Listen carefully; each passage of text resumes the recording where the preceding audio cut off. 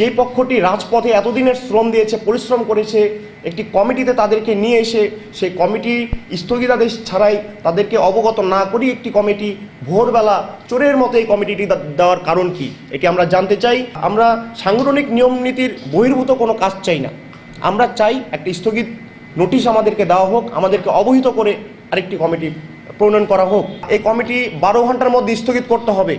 যদি 12 ঘন্টার মধ্যে এই কমিটি স্থগিত ঘোষণা না করা হয়, আমরা আগামী 24 ঘন্টার মধ্যে নাটোরে কঠোর কর্মসূচি দিয়ে আমরা মাঠে নামতে বাধ্য হব। বিগত 28 ফেব্রুয়ারি কোনো স্থগিতাদেশ ছাড়াই নাটোরে আরও একটি বৈষম্যবিরোধী ছাত্র আন্দোলনের আরও একটি আহ্বায়ক কমিটি দেওয়া হয়েছে। কাজে এটি কতটুকু যুক্তিযুক্ত আপনারা সেটা বিচার করবেন। এবং আমাদের দৃষ্টিতে যেটি মনে হয়েছে, আমরা আমাদের যে 5ই জানুয়ারি যে কমিটি দেওয়া হয়েছিল সেই কমিটি অনুযায়ী আমরা সেভাবে সেন্ট্রালের নির্দেশ আমরা কাজ করছিলাম। হুট করে আমরা 28শে জানুয়ারি ভোর 4টার দিকে আমরা দেখলাম যে একটি কমিটি নাটোরে দেওয়া হয়েছে। আমরা বুঝতে পারছি না যে কমিটি কোথা থেকে, কার ইন্ধনে, কিভাবে এটি নাটোরে আসলো এবং যাদেরকে এই কমিটিতে রাখা হয়েছে। প্রিয় সাংবাদিকবৃন্দ, আপনারা নিজেরাই তার প্রমাণ। আমি নাটোরবাসীর কাছে আমি সেভাবে আসলে প্রমাণ চাইতে যাব না, বা আমার সহযোদ্ধারাও তো আমার কথাই বলবেন। তো কাজে আমি আমার সহযোদ্ধাদের কাছ থেকে আমরা এটা সাক্ষী নিব না, সাক্ষ্য আপনারা দিবেন। আমার প্রিয় সাংবাদিকবৃন্দ, ভাইরা যারা রয়েছেন, আপনারা জানেন যে নাটোরে যে বৈষম্য বিরোধী ছাত্র আন্দোলনের 5ই আগস্টের পর থেকে যত কর্মসূচি, মাঠ পর্যায়ে যত কর্মসূচি, যত অন্যায়, অবিচার, অত্যাচারের যে প্রতিবাদগুলো নাটোরে সংগঠিত হয়েছে, এই কর্মসূচিগুলো কারা করেছে? বৈষম্য বিরোধী ছাত্র আন্দোলনের ব্যানারে এই প্রতিবাদ কর্মসূচিগুলো এতদিন ধরে কারা করেছে? কাজেই এক দল ছিল যারা বিভিন্ন অফিস আদালতে 5ই আগস্টের পর থেকে দৌড়াদৌড়ি করত।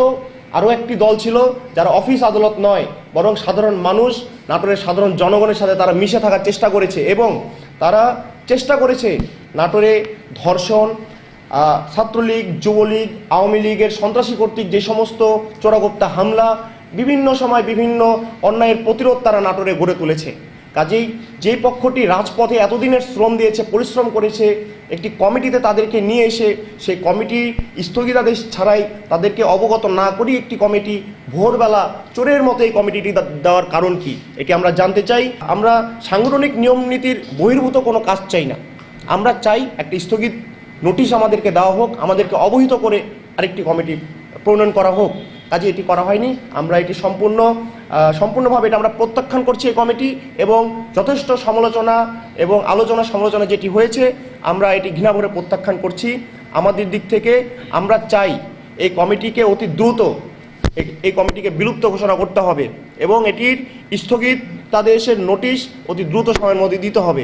আমরা চাই যে মাহিন সরকার ভাইয়ের ডানে বামে সামনে পিছনে থেকে যাতে কেউ ইনফ্লুয়েন্স এই কমিটিতে না রাখতে পারে। সরাসরি মাহিন সরকার ভাই আবার নতুন করে নাটোরের সবার সাথে কথা বলবেন, এবং আমরা চাই সরাসরি হাসনাত ভাই এবং আরিফ সোহেল ভাইয়ের এখানে হস্তক্ষেপ আমরা কামনা করছি। দ্বিতীয় যে কথাটি বলবো সেটি হচ্ছে, এই কমিটি 12 ঘন্টার মধ্যে স্থগিত করতে হবে। যদি 12 ঘন্টার মধ্যে এই কমিটি স্থগিত ঘোষণা না করা হয়, আমরা আগামী 24 ঘন্টার মধ্যে নাটোরে কঠোর কর্মসূচি দিয়ে আমরা মাঠে নামতে বাধ্য হব।